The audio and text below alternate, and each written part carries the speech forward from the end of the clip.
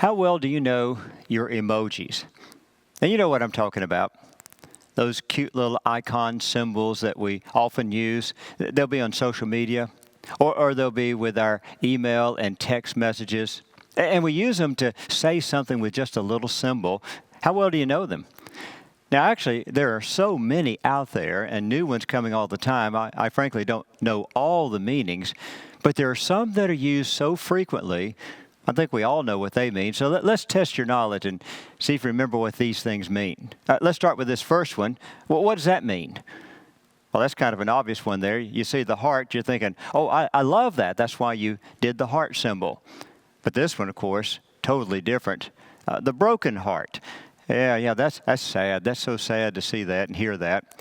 Speaking of sad, how about this next icon? Yeah, see those tears flowing? That's the icon for this is sad. Now, don't confuse that with the next one. It's got tears, but that's supposed to be the tears of joy. That's when you put it and say, hey, I'm laughing hard at what you just said. How about when you get the hands up and it looks like there's a motion going on with them? What is that supposed to be? Well, that's supposed to be applause, congratulations, yeah. But now, how about position those hands just slightly different, pointing up? Now, when it was designed, that was supposed to be gratitude. Oh, I'm grateful. But most of us have taken it and make it mean, I'm praying for you. Either way, it works. Oh, how about this one? Got the big thumbs up. What does that mean? Oh, that's good. It's all good. Now, think about that last one, the thumbs up. How did sticking a thumb up ever become a symbol for something is good? I don't know, but it's been around for a long time. It goes all the way back to ancient times, to the days of the Colosseum, when you had the gladiator fights. And in those gladiator fights, you'd always have the person in charge. And when it came time, you'd have either the thumbs up or the thumbs down. Yeah, thumbs up, been around forever. And it's very popular today. It seems everybody's in on the act. Everybody gets those two thumbs up and saying, yeah, it's all good, it's all good. And yeah, we're so familiar with that. Now I want you to pause for a moment and imagine.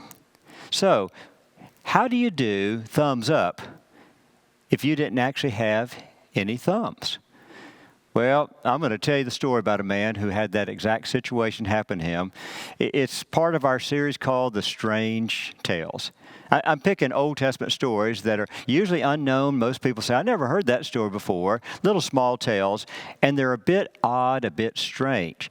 But I want to explain them to you so they actually make sense and see if we can draw some life lessons from them.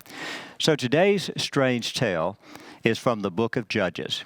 We're going to be in chapter 1, verses 5 through 7, with a sermon I've entitled, Thumbs Up. Now, it's a story that takes place there in the book of Judges in the opening chapter. And to capture the story initially, let me just give you verse 6. Verse 6 says, they caught Adonai-Bezek and then cut off his thumbs and his big toes. Now, already you've got to be thinking, that's a bit odd and strange, and it is. It fits our theme of the strange tales. So let me set up the story with a little bit of background. We're back in the days of the conquest of the land of Canaan. Moses led the people out of Egypt. They'd come to the promised land, and then Joshua takes them in, and now it's time to conquer the land, to take it by force. And they do this going from town to town, village to village, capturing each one, having to fight whatever army they encounter, until eventually they have claimed the whole land. Now, we're in the book of Judges, chapter 1. They're still conquering. And as they're going from town to town, they run into the town of Bezek. Now, Bezek was a town that was ruled by a man who called himself Adonai-Bezek. Word Adonai means Lord, so he's Lord of the town of Bezek. Okay, he's their king. Fact is, back in those days, every town, every city, whoever was in charge of the city and the army called themselves kings. There's kings and warriors everywhere. And so as they're conquering one king after another, they finally come to this one king, King Bezek. And when they go after him, they first fight the war. Israel wins, Bezek loses. The soldiers take off and run for their lives. Adonai-Bezek, he's running and hiding. They catch him. They capture him and bring him back to the camp. And when they get them to the camp, they cut off his thumbs and his big toes. Now that, of course, makes the reader wonder, what's going on here? Why did they do that to this particular king. Now, if you think about it, there is an actual logic to it, the cutting off of the thumbs of a captured soldier. You know the significance of the thumbs with the rest of your fingers. Thumbs are for gripping. You want to grip an object like a tool and use it well, you need that thumb to help hang on to it. Without the thumb, you're going to have some issues. Fact is, that's the way it's going to work for a soldier who loses the thumb, because now you can't hold the sword or the bow and arrow, the spear. Your weapons are useless now because you can't get a good grip to them. Basically, if you were a soldier before, you lose your thumbs, you're out of business. Now, this is a practice that was occasionally done throughout history, that thumbs of the prisoners would be cut off to keep them from raising weapons against those who have been the victors. So, for example, a story is told that the ancient city of Athens would sometimes cut off the thumbs of their prisoners with the idea they will never be able to raise up a sword against us, but they can still pull the oars and row our ships. And so they put them on the slave ships, and they did the rowing, but they couldn't have to pick up a sword against them. It's also said that back in ancient Rome, sometimes a draft dodger who didn't want to have to go off with the Roman army, maybe get killed somewhere, he might cut off his thumb of his right hand and then show up and say, it was an accident, I was cutting wood, and hopefully get out of having to serve in the army. You know, every soldier clearly understood the significance of the 5 fingers, including that thumb. In Psalm 144, verse 1, King David says these words. He says, "Oh, the Lord has blessed me. He has trained my hand so I can do battle. He has trained my fingers so I can wage war." Yes, you cut the thumb of a warrior and he's no longer waging war. But what about the big toes? Well, don't underestimate the significance of the big toe out of all of your toes. Because as your foot is moving forward, you're doing your walking motion, and that rolling motion from heel to toe, it is said that the big toe will take about 40% of the impact of each footfall. In other words, a big dose of what happens when you hit the ground is going to that big toe, especially as you roll forward. Now, you cut off the big toe, that's going to throw the motion. For example, it throws off balance as your foot is landing. It throws off your gait, as they call it, the stride. It's going to be different. It's going to impact walking and running and dancing if you don't have that big toe. You take the big toe from a soldier, and that's going to have consequences. It affects the marching to war, as they would do, and the position himself on the battlefield to be able to turn this way and that way and deal with whatever's coming their way. Folks, if you take the thumb and the big toes from a soldier, he's out of business. Okay, so occasionally that was done in those ancient times. But you know, it's a strange thing for the people of Israel to cut off the thumbs and big toes of this king they captured. I mean, let's think about it. Nowhere does the law of Moses mention such a thing. And that was their guide. That was their blueprints for how to live life and how to wage war in this conquest of the land of Canaan. They followed Moses' words. But he doesn't mention cutting off thumbs and big toes. And there's no indication that Israel had ever done this before, or that they will actually do it again after this one time. We have a one-time event where they capture Adoni-Bezek, and they cut off his thumbs and his big toes. It leaves us wondering why, on this occasion, why with this king, why did you do that? Well, the answer's there in the text. You see, Adoni-Bezek will explain it. He'll say it out loud. It's in verse 7. Here's what he says. He says, "I have cut off thumbs and big toes of 70 kings." You know, he's lived his life as the leader of an army, a warrior, and has fought many battles against his neighbors.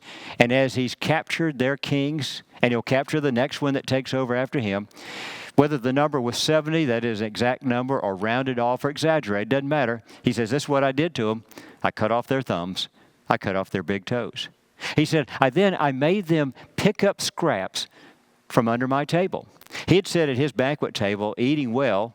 He'd make these conquered kings sit on the floor, and he'd toss them scraps. Treat them like beggars or like dogs. He said, that's how I treated the kings I conquered.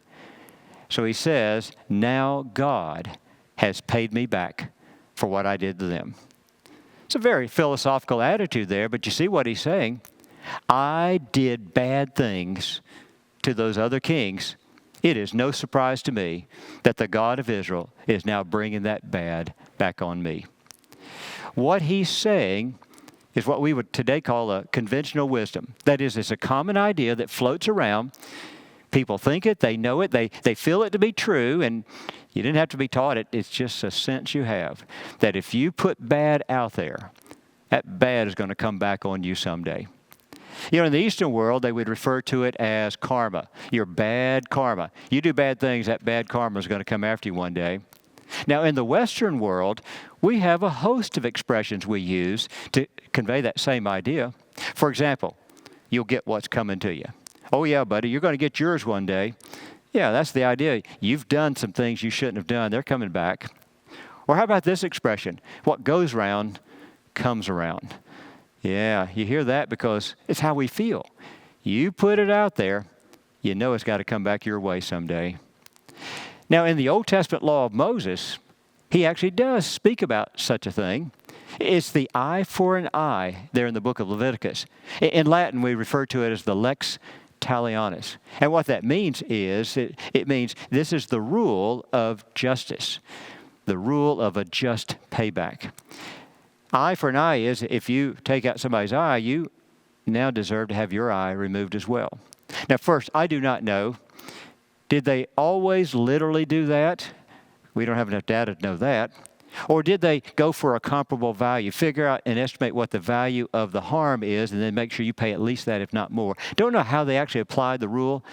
I just know what the rule was. Eye for an eye, tooth for a tooth, life for a life. It was considered a just payment for the wrong you've done. That was the law of Moses, lex talionis. Now, let me give you an example, a story. We're in the book of Judges right now with our text today. So, you later in the book of Judges encounter Gideon. Several stories about Gideon, and one of those stories, Gideon the warrior, his hometown was raided by an enemy. They came in to steal the crops and anything else of value.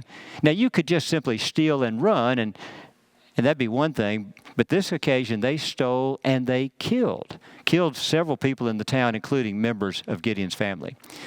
Well, he gathered up his little band of army and tracked them down, not only to get the goods back from them, but also to make them pay for what they did. Here's what Gideon said to the fellows after he captured them.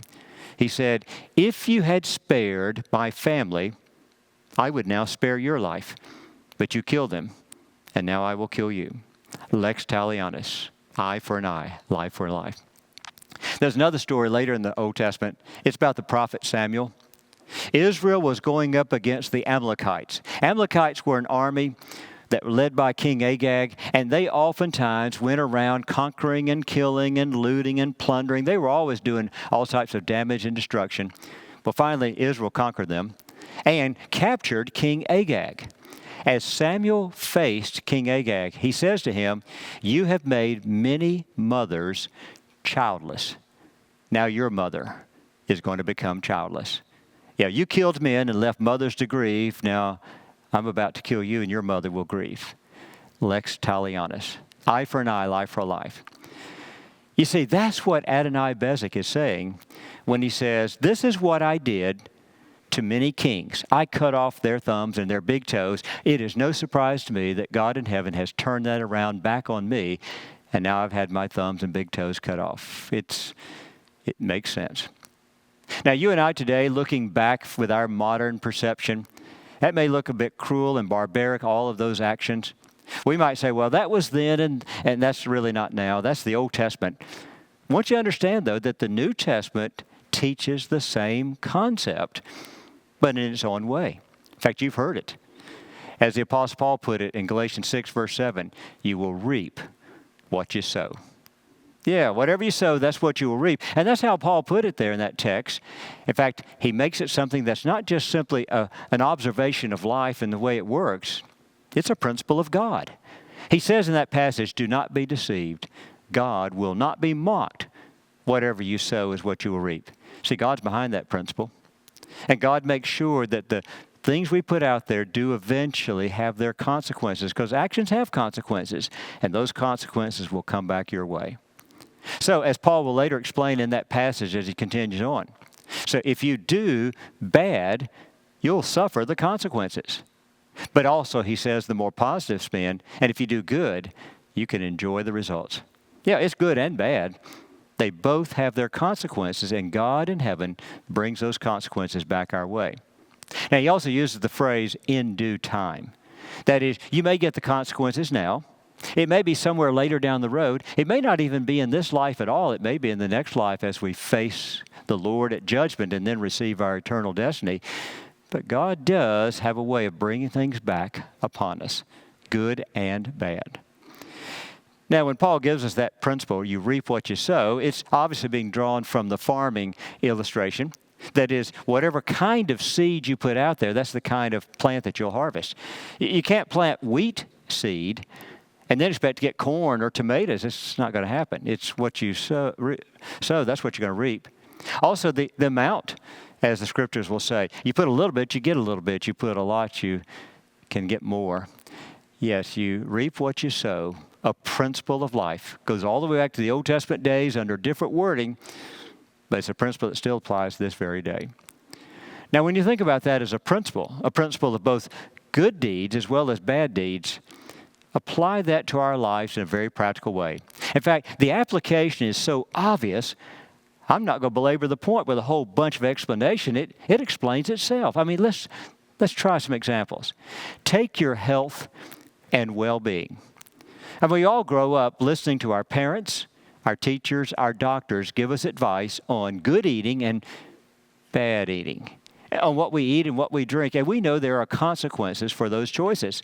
And we make those choices every day, and some of us choose things that are a bit risky for our bodies, but we take the consequences. Others choose to go healthy, and you get the good consequences there. Eating and drinking, as well as other substances that are available, not always good for the body, but some will choose. Others will say, I'm going to abstain. And likewise, whether you do exercise or don't do exercise, get good rest or don't get proper rest, your actions have consequences. You reap what you sow. The scriptures would encourage us, make good choices, make smart decisions, because the principle will indeed work. How about our personal finances, our spending and our saving? I mean, there's some of you that do a good job on this. You don't spend more than you make, and you make sure that you take a portion of what you make and you set it aside for that rainy day or for the retirement season. You're setting yourself up well. That's what the book of Proverbs teaches you to do. Others of you don't even think about it. You just live for today. You get it, you spend it, you use it. I'll worry about tomorrow, and then tomorrow catches up with you. You make choices when it comes to how you handle your money and your assets, sometimes wise and sometimes foolish. The principle of reap what you sow encourages you to do it smart. How about our personal interactions with people, family, friends, co-workers, whoever the people may be, the stranger on the street, how you interact with others, the principle says that's going to fall back on you someday. Makes an impact on them, but it will also come your way as well. So, are you the rough and gruff kind of personality? You treat people in short ways that are not really what should be done? Don't be surprised if that doesn't impact not only your relationships, but fall back on you in some other ways as well. On the other hand, are you kind and gracious? Or are you compassionate and merciful? Are you the lend a helping hand kind of person or the walk right past them? You know, all those things not only impact the people, but it comes back on us because you reap what you sow. Whether it be in our actions or our speech, it's a principle that encourages us, let's treat people well, because that comes back my way. Oh, I know when I talk about moral choices, because that's what the Bible hammers time and time again. Your choices as far as right and wrong in the eyes of God, there are consequences, and you will one day answer to God for those consequences. So, for example, if you choose bad things, what He regards as sin, because it's against His will, it's against His way, He labels it sin. You choose sin, sin always has its penalty. On the other hand, God has a list of things I want you to do. I love these things. When you treat people this way, you speak this way, you act this way. These are good, and you choose to do good. Oh, there's a goodness that comes your way later. You sow the seeds of righteousness, is what the scriptures say. Well, make your choices, your moral choices, and remember the principle. Every choice has its consequences. And how about your spiritual life? I mean, all of us would like to think of ourselves as good Christians. Maybe you tell yourself, and I think I'm growing and becoming more and more what Jesus wants me to be. I want to be more like Him. I want to grow as a Christian. Folks, you're only going to grow in your spiritual life if you're investing something in that growth. You actually have to do something. It doesn't just happen. You got to be investing in order to receive something back. That's the principle of reap what you sow. So are you spending time in the Word each day, as I encourage you to do, that devotional time, and let the Scriptures fill your soul? Are you spending time in prayer each day and having that communication, fellowship with God? Do you have the fellowship with the saints and gather so we can edify one another and worship together and pray together and learn from the Scriptures together? Are you spending time out there serving in the name of Christ, knowing that as you serve and benefit others, it benefits you as well? You see, even your spiritual growth depends upon this principle. You will reap what you sow. Hey, reap what you sow. It's an age-old principle of life that the Scriptures teach, and I want you to see it as a warning and an incentive. Oh, it is a warning. It's a caution. Don't make those bad choices. Don't make the choices you see in the Scriptures that others have made ahead of you and paid the consequences for such bad things. You want to choose smart, choose right. That's what Adonai Bezek was trying to say. His own little sermon was, I did bad things to others, and now it's come back on me. That's what happens when you make bad choices. It's a warning, it's a caution, but it's also an incentive and an encouragement to do good things, to sow seeds of righteousness. As you make good, smart choices, expect that the good Lord turns those things around and they come back your way. Folks, this is a principle of life that the good book teaches. It's a way of living life and living it well. And for this principle, I give it 2 thumbs up. Father, we thank you. We thank you for reminding us of one of the rules of life that we cannot escape. We cannot be deceived. We cannot mock God and think we can get away with doing what we want and have no consequences.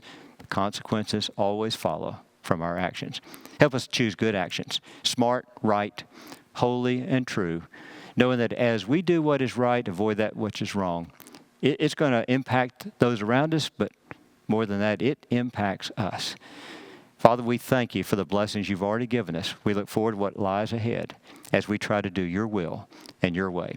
We thank you and pray in Jesus' name. Amen.